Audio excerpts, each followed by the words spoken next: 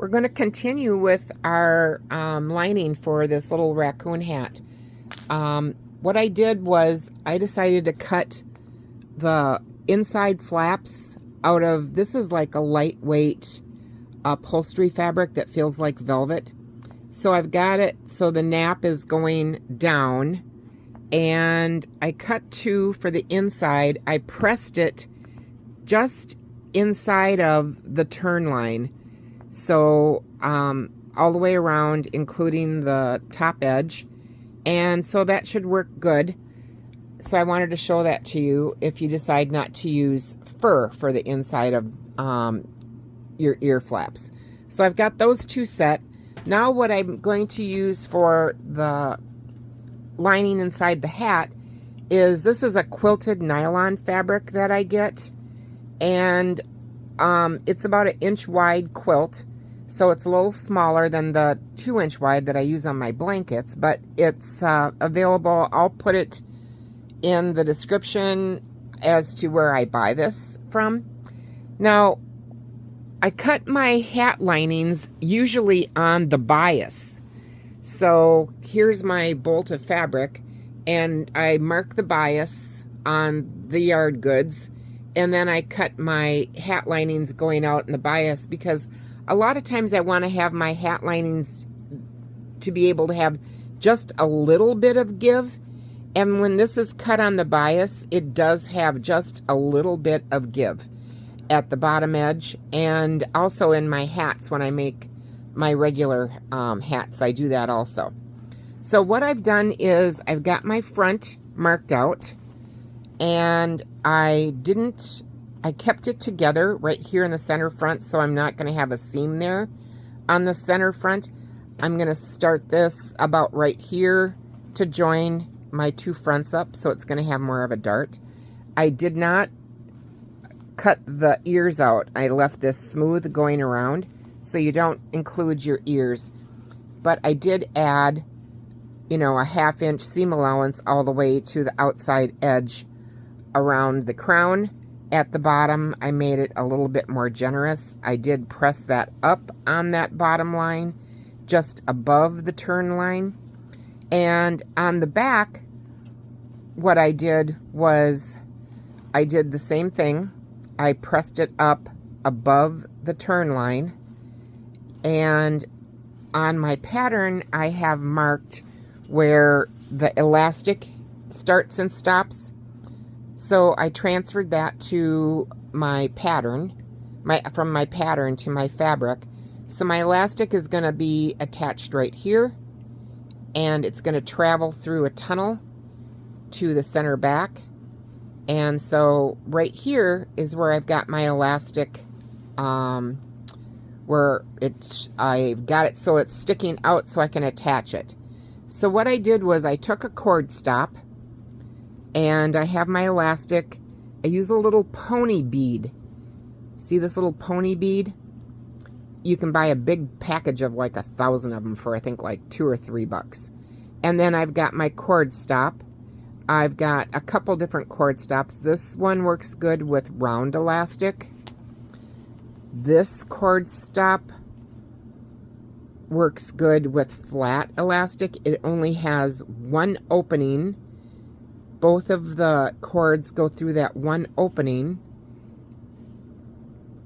And that bead on the other side, when it's centered like that, keeps the cord from pulling through.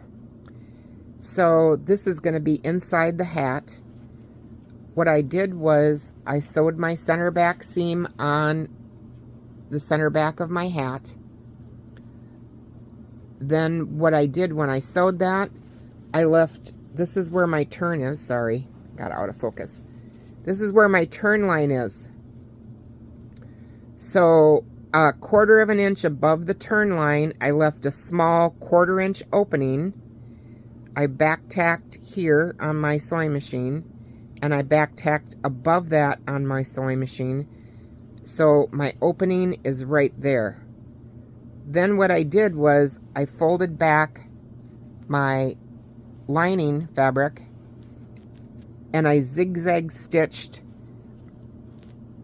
from the bottom to just past maybe about an inch, inch and a half total. So when my turn is turned, this is going to sit flat, and my elastic is going to travel good in this little spot because that fabric isn't going to get bunched up.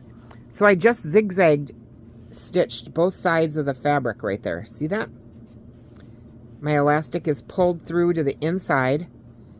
The span between, if we call this between the two spots on the back, is 8 inches. So I don't want this to be droopy. It doesn't need to be long.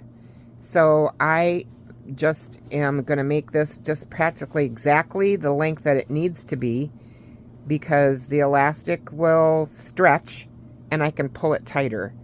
So I'm going to tack this right here against the inside, and then I'm going to tack the other one on the inside, and then I'm going to fold this up and make a tunnel from right here.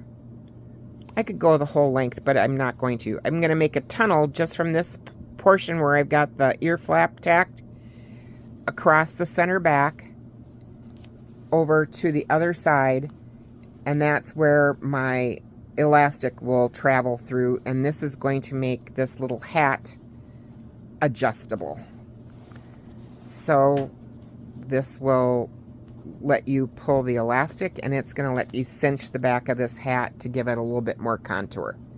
So I'm going to finish doing that, and then I'm going to join my front up here to the top, and then I'm going to join my front lining to my back lining. I'm going to leave an opening probably about 3.5 to 4 inches along one side seam. This is where I'm going to turn the hat inside out from. So I'll show it to you after I get it stitched up. My elastic cord is tacked right here. I left a little bit of a tail on each end, so that's good. And then what I did was I completed and I sewed up the back to the front around the edge. I left opening on the side seam right there about 3 inches to be able to turn the entire hat through. Now what I am going to do is turn this up, and I'm going to stitch on this line right here, which is just above, there's my fold line, and I want it, you know, not too deep, but I have to catch the fur on this edge. So I want the elastic to run between the top and the bottom. So I marked it, and I'm going to run from where the elastic started and stopped in one continuous stitching from one side to the other. And that will enclose my elastic in that little tunnel, drawstring tunnel. So there is the cord stop. And now what we're going to do, and then also I trimmed my edges. If you want to press this, you can press it. It's just that this quilted nylon is kind of tricky. If you get it too close, a hot iron, it melts that polyester. So if I press it, I'm going to press it from this side, the fabric side, not the polyester side. But it doesn't hurt to press it. So I'm going to stitch this next, and then I'm going to join my hat up. I have my ear flaps joined up. So this is the fabric side, obviously. And what I like to do is just make sure I've got that seam edge turned real nicely, and then I just press it, and that's going to give me a nice clean looking ear flap. So I've got those two set. I've got my hat pretty well joined up, so now I'm going to attach my ear flaps to the hat. I centered my ear flap on the center seam and sewed the first side of the ear flap to the first side of the hat, And then this lining side will get attached to the lining as the lining is stitched around. So I've got my hat joined up. This is the front, the top, the back. The back has the tail in it. And what I do next is I mark that area where the ear kind of like would have sewn together if it would have been two separate pieces. And I stuff a little bit of polyester batting in there. So after I've got the polyester batting stuffed in, and you just kind of have to feel it. You don't want it too tight, but you want it so it's kind of firm. Then I loosely stitch that together. I don't want it real tight. If I get it too tight, then it loses the definition. The ears don't stand up quite enough. So just loosely stitch that, and then your ears will be a little perkier. So now what we're going to do next is put the lining on. When I attach the lining, I match the center fronts up of the lining to the hat, and then sewed from the center front to the edge of the ear flap. And then also going the opposite direction to the edge of the front ear flap. Then I did the back, from the center back to the edge of the back ear flap. And I was careful when I sewed that not to catch that elastic that's in this little tunnel. So that is free. It's not caught.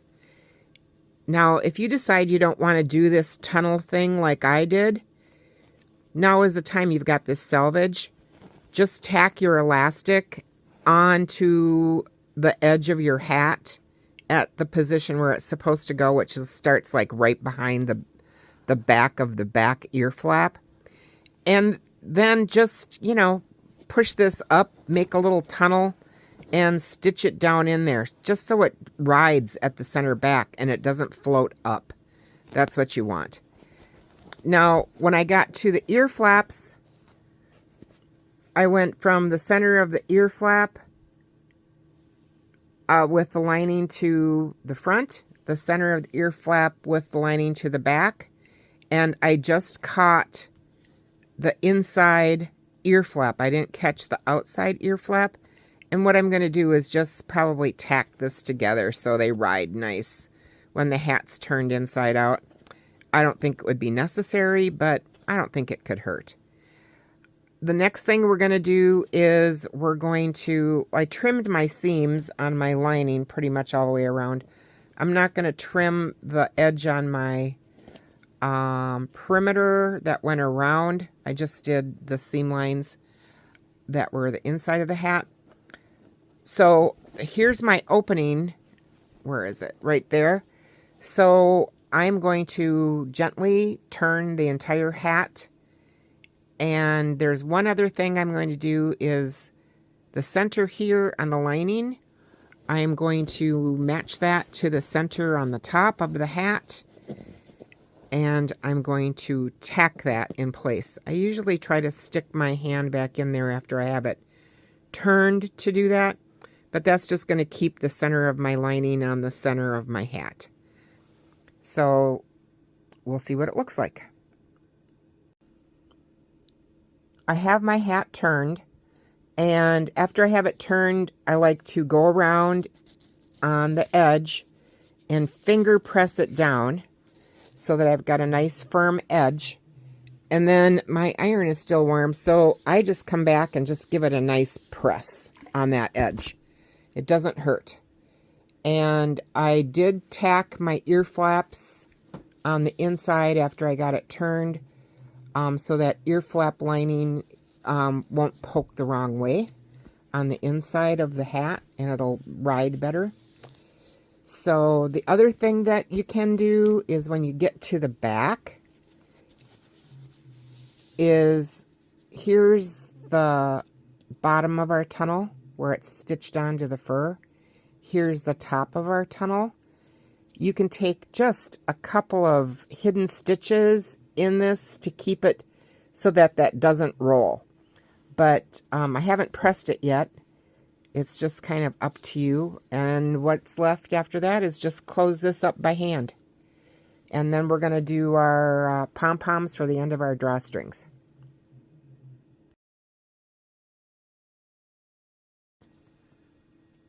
So I'm trying to decide what length to make my drawstrings and where to attach my pom-poms. I'm thinking my pom-pom should go about right here.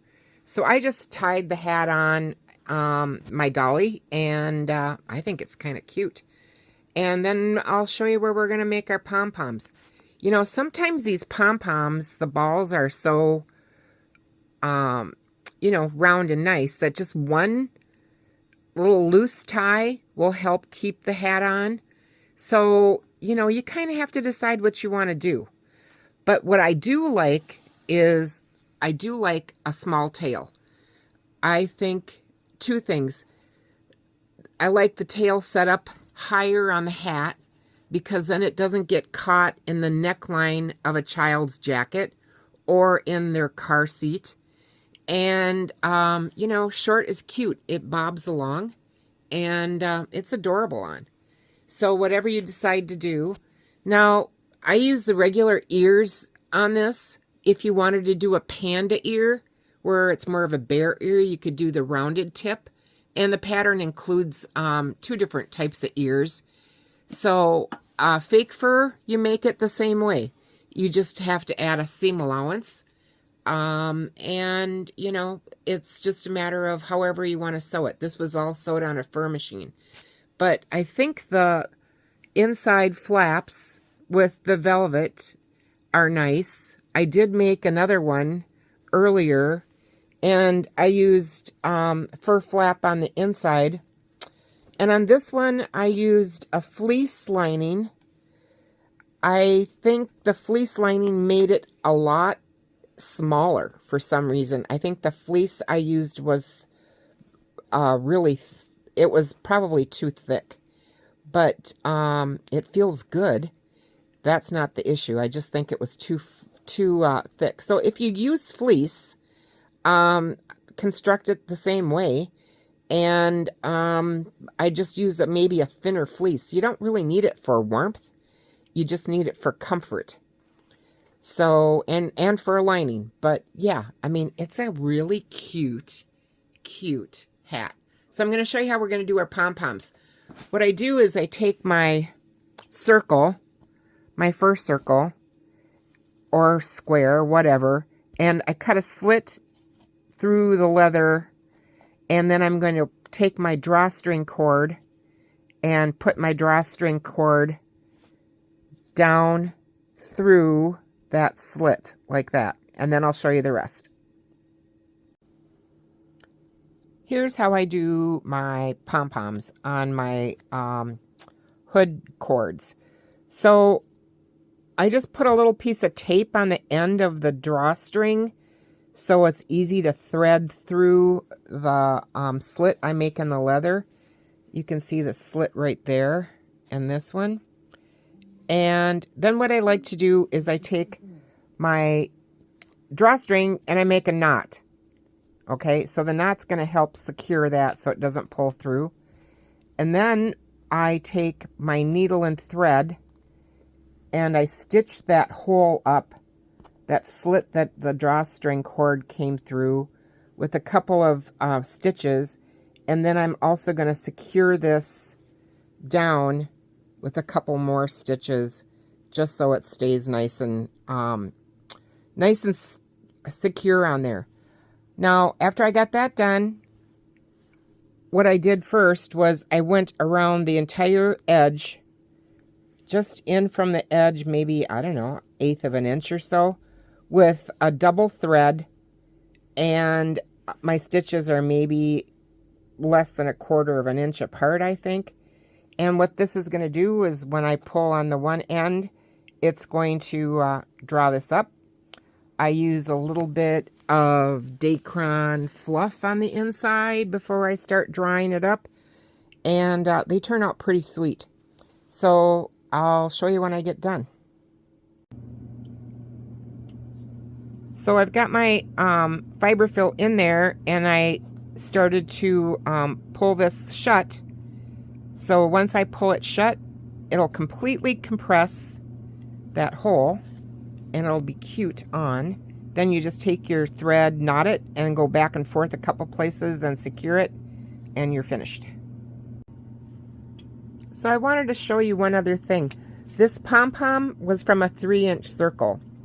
Now, when you stitch around the edge, if you don't stitch close to the edge, what you're going to do is you're going to make your pom-pom smaller, because when this draws up, it's going to draw up on the edge that you stitch at. So you want to stay close to the outside edge to give you a nice full pom-pom.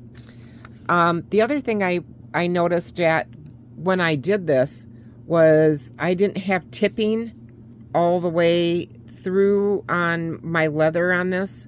So it shows a little light in certain spots. So then I just take my tipping, put it on a little paintbrush, and dab it on the spot that needs darkening. And then I'll take my little rag here and just press on there to take any excess off. Oh, I can't grab it. It's being a little difficult. There you go. And give it a little shake. Once it dries, it'll look gorgeous. Also, if there's any other spots on your hat that you've noticed that might be a little, the leather might be a little light, now is the time. Take your tipping brush, just get in there, go down to the leather, and dye it up a little bit. I think this is a cute kid's hat and adjustable. If you like it, the pattern is available, and email me. Like and subscribe. The tail maybe could have been a little longer, but I don't know. I think it's kind of cute.